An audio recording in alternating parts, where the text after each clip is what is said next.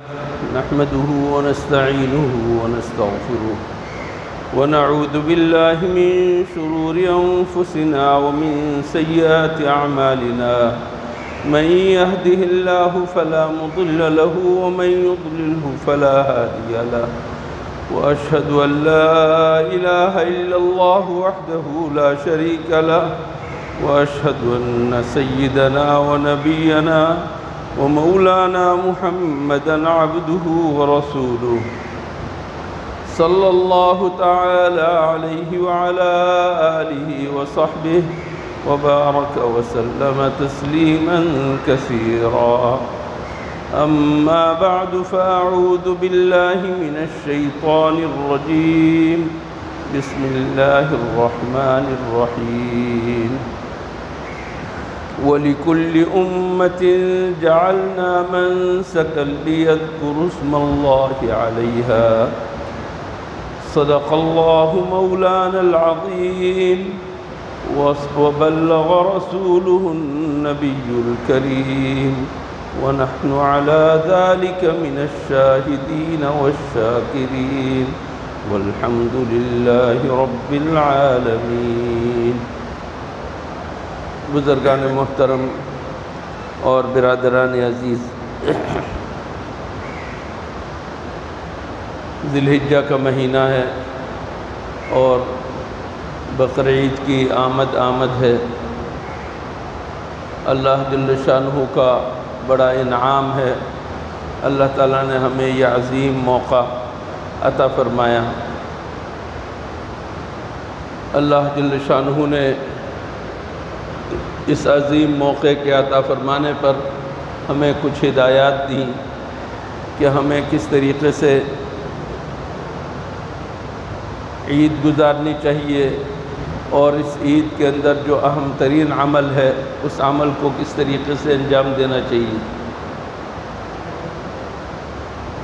اللہ جل شانہ نے ہمیں مختلف قسم کے انعامات دیے.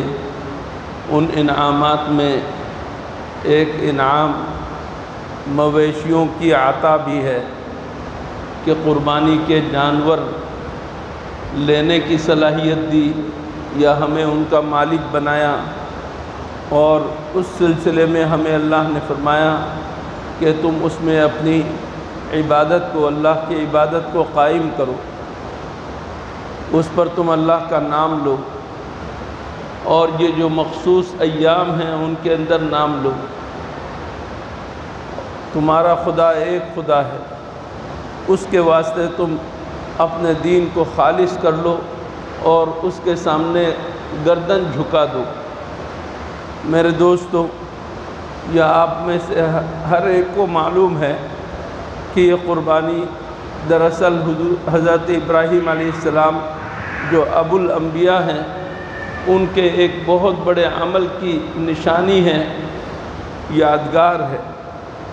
حضرت ابراہیم علیہ السلام کو اللہ جل شانہ نے حکم دیا تھا خواب میں کہ قربانی دو، اپنے بیٹے کی قربانی دو. حضرت ابراہیم علیہ السلام نے اپنے بیٹے کو اس سلسلے میں آگاہ کیا اور باپ بیٹے دونوں تیار ہو گئے. باپ قربان کرنے کے لیے اور بیٹا قربان ہونے کے لیے. اس طریقے سے دونوں تیار ہو گئے. اللہ جل شانہ نے ان کے بارے میں اعلان فرما دیا کہ ابراہیم، تم نے اپنا خواب سچا کر دکھایا. جو وحی تمہارے اوپر خواب کی صورت میں نازل ہوئی یہ وحی سچی تھی. تم نے اس کو سچا کر دکھایا، تم کامیاب ہو گئے. یہ حضرت ابراہیم علیہ السلام کو اللہ جل شانہ نے سرٹیفکیٹ عطا فرمایا اور اس کے نتیجے میں اللہ تعالیٰ نے جنت سے، آسمانوں سے مینڈھا نازل کیا، اس کو ذبح کیا. آج اسی کی یادگار میں امت محمدیہ کو بھی حکم دیا گیا کہ تم بھی یہ عمل کرو. حضور اکرم صلی اللہ علیہ وسلم نے فرمایا ما عمل ابن آدم من عمل یوم النحر احب الی اللہ من احراق الدم. کہ یوم النحر میں قربانی کے دنوں میں، قربانی کے دن 3 دن ہیں، 10ویں تاریخ ذی الحجہ کی، 11ویں تاریخ اور 12ویں تاریخ، ان 3 دنوں میں اللہ کے نزدیک قربانی کے جانور کا خون بہانے سے بڑھ کر کوئی عمل پسندیدہ نہیں۔ یہ قربانی کا جانور بظاہر گوشت پوست کا ہے، اور بظاہر اس کی کھال ہے، بال ہے، اور پھر یہ لید کرنے والا جانور ہے، پیشاب کرنے والا جانور ہے، لیکن اللہ کو قربانی کا جانور اس قدر پسند کہ اللہ تعالیٰ اس جانور کے گوشت کو، کھال کو، اس کے بالوں کو، اس کے پیشاب کو، اس کے پاخانے کو، لید کو اللہ تعالیٰ میزان حسنات بنا کر، میزان حسنات میں رکھ کر ہمارے لیے حسنات کا ذریعہ اللہ تعالیٰ اس کو بنائے گا، معمولی ثواب نہیں۔ اللہ کے رسول صلی اللہ علیہ وسلم نے فرمایا کہ فَطِيبُوا بِهَا نَفْسًا، تم انتہائی خوش دلی کے ساتھ یہ کام کرو، اپنے اوپر بوجھ سمجھ کر نہیں کہ کیا مصیبت ہے، جانور ذبح کرنے کی ضرورت پڑ رہی ہے، یہ وہ نہیں، فَطِيبُوا بِهَا نَفْسًا، تم جی خوش کر کے یہ کام کرو، کیونکہ اللہ تعالیٰ تمہیں خوش کر رہا ہے، اللہ تعالیٰ تمہیں سعادت دے رہا ہے، اس کے لیے تمہیں خوش ہونا چاہیے۔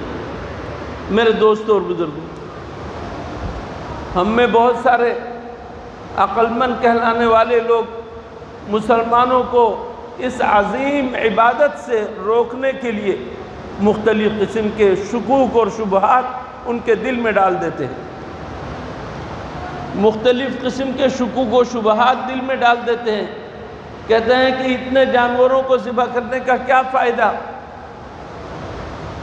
جانوروں کی نسل ختم ہو جائے گی، ایک دم 3 دن کے اندر اتنے سارے جانوروں کو اگر ذبح کرو گے تو آئندہ تمہیں جانور کہاں سے ملیں گے، گائے کہاں سے حاصل ہوگی۔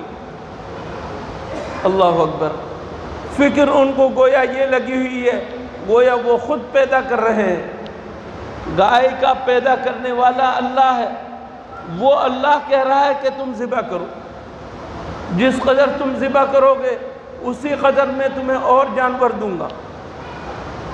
آپ اپنی آنکھوں سے دیکھ رہے ہیں، پہلے آبادی کم تھی، کم قربانی ہوتی تھی، قربانی کے جانور اسی مناسبت سے آتے تھے، اور آج آبادی بڑھ گئی کروڑوں میں۔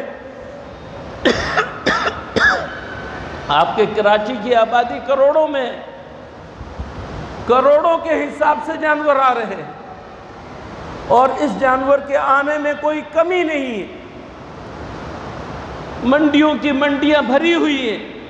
اللہ تعالیٰ نے اس قدر وسعت کے ساتھ یہ جانور دیے، جس جانور کا استعمال زیادہ ہوتا ہے اس جانور کے اندر اضافہ ہوتا چلا جاتا ہے، جس جانور کا استعمال نہیں ہوتا اس جانور کی نسل اتنی نہیں بڑھتی۔ کتے بلی ایک ساتھ بہت سارے بچے دیتے ہیں، لیکن ان کی نسلیں اتنی دکھائی نہیں دیتی جس قدر آپ کو گائے اور بکرے اور دمبے کی نسلیں دکھائی دیں گی۔ معلوم ہوا کہ یہ جھوٹ ہے ان لوگوں کا جو کہتے ہیں کہ جانور ختم ہو جائیں گے، کہتے ہیں کہ گائے کا گوشت نقصان دہ ہے لہٰذا اس کو ذبح کر کے بیماری پھیلانا ہے۔ یہ بھی ایک دھوکے کی بات ہے۔ اللہ عز و جل حاکم ہے، قدرت والا ہے، وہ جانتا ہے کون سی چیز حلال ہے کون سی چیز حرام ہے۔ اس نے ہمارے لیے پاکیزہ چیز کو حلال کیا ہے اور جو ناپاک چیزیں ان کو حرام کیا ہے، گندی چیزوں کو حرام کیا ہے۔ حشرات الارض، کیڑے مکوڑوں کو ہمارے لیے ناپسند کیا۔ اللہ تعالیٰ نے ہمارے لیے درندوں کو ناپسند کیا۔ اللہ تعالیٰ نے ہمارے لیے پسند کیا ہے اونٹ کو، اونٹنی کو، گائے، بیل، بھینس، بھینسا کو۔ ہمارے لیے اللہ نے پسند کیا ہے بکرا، بکری کو، دمبا، دمبی کو، بھیڑ کو۔ اللہ تعالیٰ نے ہمارے لیے پسند فرمایا ہے۔ اللہ کو معلوم ہے، اس کے باوجود ہمارا یہ کہنا کہ گائے کا گوشت نقصان دہ ہے، بتلائیے اللہ کے اوپر بات کرنے والی بات ہے، اللہ کے خلاف بات کرنے والی بات ہے۔ میرے دوستوں اور بزرگوں، کہتے ہیں کہ ایک دم اتنا زیادہ گوشت کھانا نقصان دہ ہے۔ سوچو، تم تو اتنا گوشت کھا رہے ہو، تمہارے کتنے سارے بھائی ہیں پورے سال میں ان کو گوشت کا ایک ٹکڑا نصیب نہیں ہوتا، پورے سال میں ایک ٹکڑا نصیب نہیں ہوتا، ایک ٹکڑا بلا مبالغہ۔ اس بقرعید کے خوشی میں ہمارے وہ سارے بھائی بہن شریک ہو جاتے ہیں، ان کو الحمدللہ وافر مقدار میں گوشت مل جاتا ہے۔ تم کہتے ہو کہ گائے ذبح کر کے معاشی نقصان ہو رہا ہے۔ اس ایک گائے کی قربانی اور اس قربانی کے موقع پر ایک دو نہیں، لاکھوں کروڑوں افراد کو مالی اعتبار سے فائدہ ہو جاتا ہے، ان کی تجارت چمک جاتی ہے، ان کا روزگار لگ جاتا ہے۔ کیا کچھ فائدے اللہ جل شانہ نے اس قربانی کے اندر رکھے ہیں۔ میرے دوستو، ان تمام فائدوں سے ہٹ کر ہمیں تو صرف یہ دیکھنا ہے کہ ہمارے خدا نے، ہمارے اللہ نے، ہمارے پروردگار نے، ہمارے خالق نے یہ کہہ دیا ہے کہ ان 3 دنوں میں جانور کو ذبح کرو، تمہارے لیے فائدہ مند ہے۔ جانور کو ذبح کرو، اس میں میں راضی ہوں، بس ہمیں اور کسی فائدے کی ضرورت نہیں۔ اللہ کی رضامندی اور اللہ کے حکم کے سامنے سب کچھ ہے، ہمیں صرف یہ سوچنا ہے۔ میرے دوستوں اور بزرگوں، قربانی کا جانور کون لے کر آئے گا؟ قربانی کا جانور یا قربانی کون کرے گا؟ اس کے لیے بھی ایک معیار ہونا چاہیے۔ غریب غربا جن کے پاس استطاعت نہیں ہے وہ قربانی نہیں کر سکتے، ان کے اوپر قربانی واجب نہیں ہے، ان کے اوپر قربانی واجب نہیں ہے۔ جو لوگ استطاعت رکھتے ہیں ان کے اوپر ہے کہ وہ قربانی کرے۔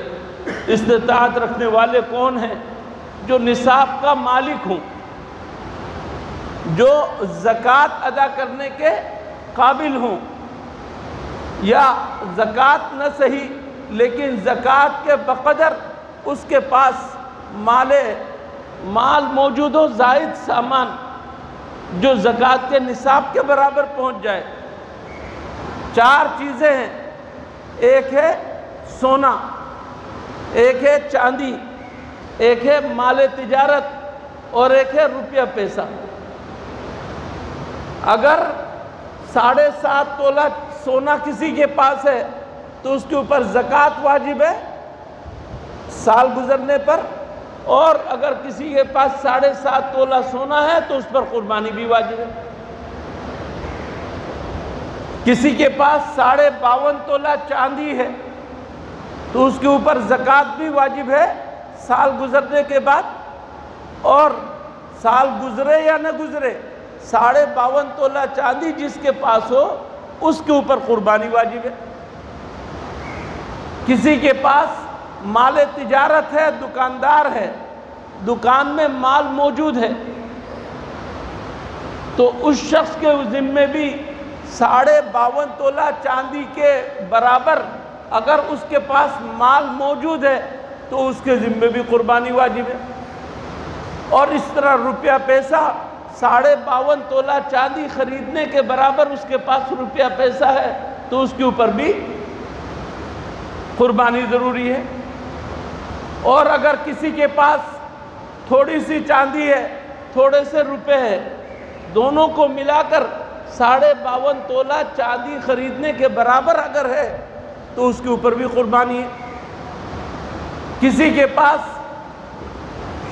سونا ہے، 2 تولے سونا ہے، یا 1 تولہ صرف سونا ہے، اور اس کے پاس 5-10 روپے بھی ہے، تو اب ان دونوں کو پیسے بنائیں گے۔ 1 تولہ سونے کو پیسہ اس کی قیمت کیا ہے، اور اس کے پاس 5 روپے 10 روپے جو ہیں وہ ان دونوں کو ملائیں گے، اور دونوں کو ملا کر اگر 52.5 تولہ چاندی کے برابر ہو تو اس کے اوپر بھی قربانی واجب ہے۔ امید ہے بات سمجھ میں آ گئی ہوگی۔ جو صاحب نصاب ہو، اور نصاب ہے 52.5 تولہ چاندی. اگر مختلف سامان ہو تو 52.5 تولہ چاندی، ورنہ براہ راست 52.5 تولہ چاندی. اور اگر اس کے پاس مال تجارت بھی نہیں ہے اور روپیہ پیسہ بھی نہیں ہے، چاندی بھی نہیں ہے، صرف سونا ہے، تو اگر 7 تولہ سونا بھی ہو تو اس کے اوپر قربانی ضروری نہیں ہے، اگر ان میں سے کوئی چیز نہیں ہے. البتہ 7.5 تولہ ہونے کے اوپر جو ہے اس کے اوپر قربانی ہے. اسی طریقے سے آپ کے پاس زائد سامان گھر میں پڑا ہوا ہے، آپ پہننے کے کپڑے ہیں بہت سارے جو سال میں 1-8 دفعہ پہنتے ہیں، آپ کے پاس فرنیچر ہے جو استعمال میں نہیں ہے، زائد ہے، صوفے ہیں، یہ سب زائد سامان ہیں. ٹی وی آپ نے لے رکھا ہے، استعمال بھی ہو تب بھی یہ زائد ہے، اور یہ سب ملا کر اگر 52.5 تولہ چاندی کے برابر ہو جائے تو آپ کے اوپر قربانی واجب ہے. صاحب نصاب کے اوپر قربانی واجب ہے، لہذا وہ اپنی طرف سے قربانی کرے. جو شخص نصاب کا مالک ہو، ایک گھر میں باپ نصاب کا مالک ہے، وہ اپنی طرف سے قربانی کرے گا.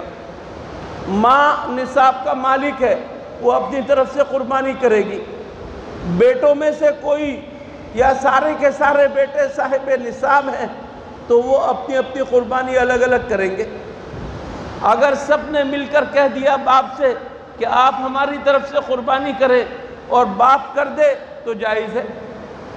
باپ ماں سب نے مل کر ایک بیٹے سے کہہ دیا کہ تم ہم سب کی طرف سے قربانی کر دو، تو ہر ایک کی طرف سے الگ الگ حصہ کر کے ایک بیٹا اگر قربانی کر دے تو یہ جائز ہے.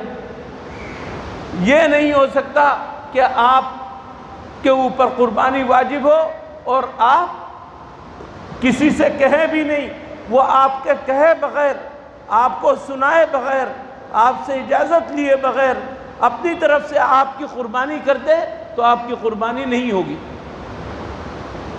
بیوی کی قربانی شوہر کے ذمے نہیں ہے، لہذا شوہر اگر بیوی کی قربانی کرے گا تو اس سے اجازت لے کر کرے گا کہ میں تمہاری قربانی کر رہا ہوں،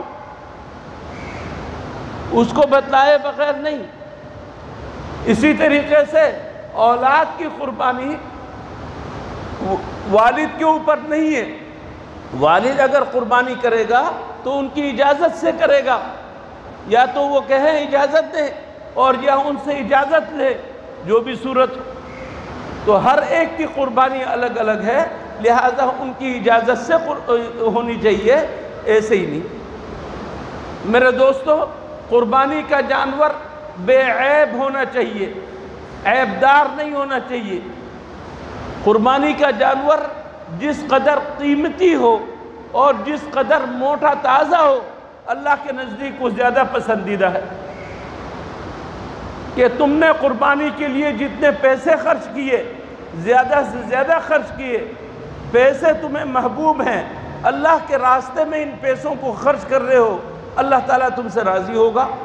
اللہ تعالیٰ کو پسند ہے یہ کہ تم زیادہ پیسے خرچ کرو، اللہ کے راستے میں زیادہ پیسے خرچ کرو اور تر و تازہ اور موٹا تازہ جانور قربان کرو. اللہ کو پسند ہے، لیکن اللہ کو راضی کرنے کے لیے کرو تو پسند ہے. اگر اس کے ساتھ بندوں کو راضی کرنے کا معاملہ آئے گا تو کام خراب ہوگا.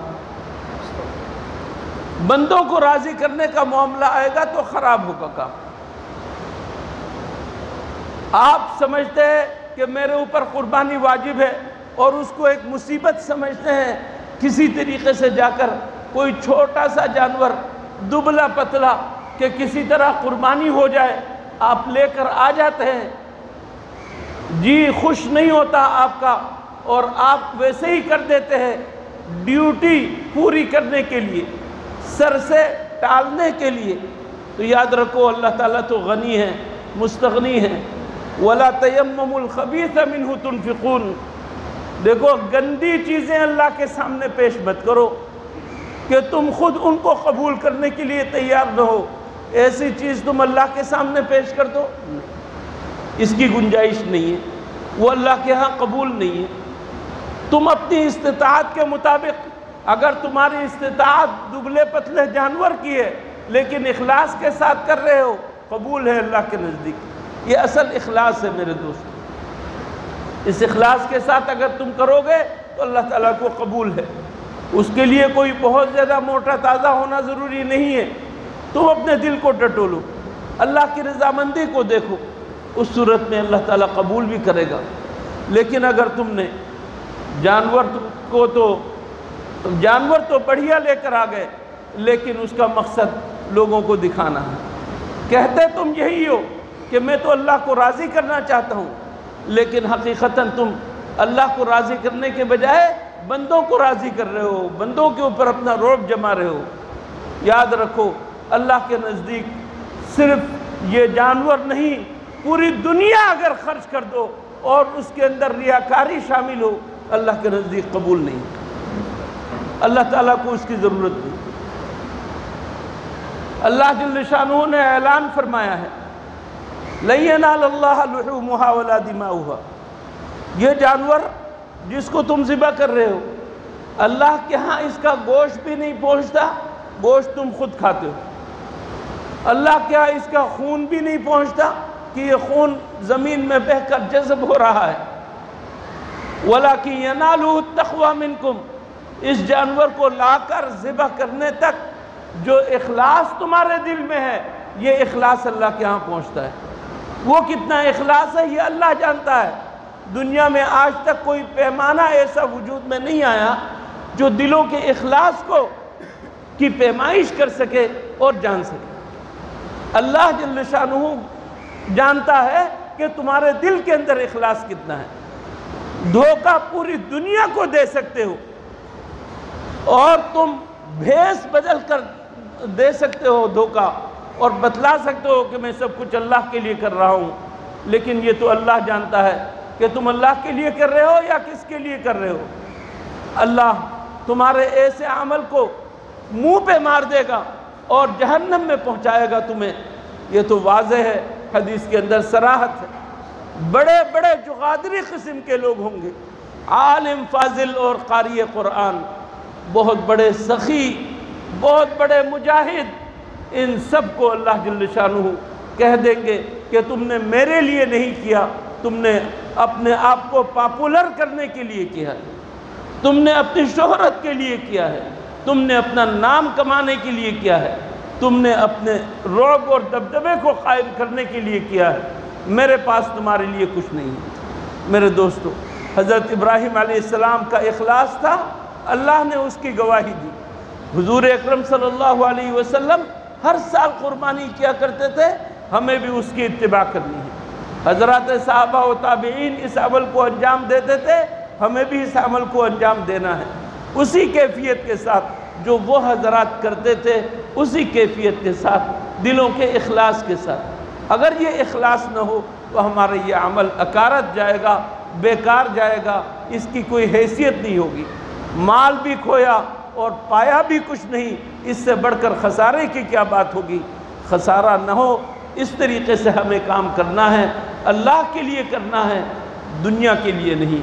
اللہ کے لیے کرنا ہے، دنیا کے کہنے کے اوپر آنا نہیں۔ دانشور قسم کے لوگ، بہت سارے لوگ، ان کو پھر غریب یاد آتے ہیں کہ غریبوں کو راشن دے دو، قربانی کا جانور ذبح کرنے کے بجائے غریبوں کو راشن دے دو، غریبوں کو مکان بنا دو، غریبوں کے ساتھ ایسا کر دو، غریبوں کے ساتھ ایسا کر دو۔ ان دانشوروں کو یہ خیال نہیں آتا کہ ہم جو لگژری زندگی گزار رہے ہیں، ہم غریبوں کا خیال کیوں نہیں رکھتے؟ وہ خود غریبوں کا خیال کیوں نہیں کرتے؟ جب بھی ایسا کوئی عبادت کا موقع آتا ہے تو فوراً ایسے شبہات پیدا کرنا شروع کر دیتے ہیں۔ حج کا موقع آتا ہے، کہتے ہیں کہ حج کیوں کرنے جاتے ہو؟ غریبوں کا خیال رکھو۔ ہم بھی تو آپ سے یہ کہتے ہیں کہ غریبوں کا خیال رکھو، عام حالات میں ضرور رکھو، لیکن اللہ نے جس وقت جس کو جس عبادت کے لیے حکم دیا، اس عبادت کا بجا لانا اصل بندگی ہے۔ اس عبادت کا اس وقت بجا لانا اصل بندگی ہے۔ یہ ہے اللہ کا حکم۔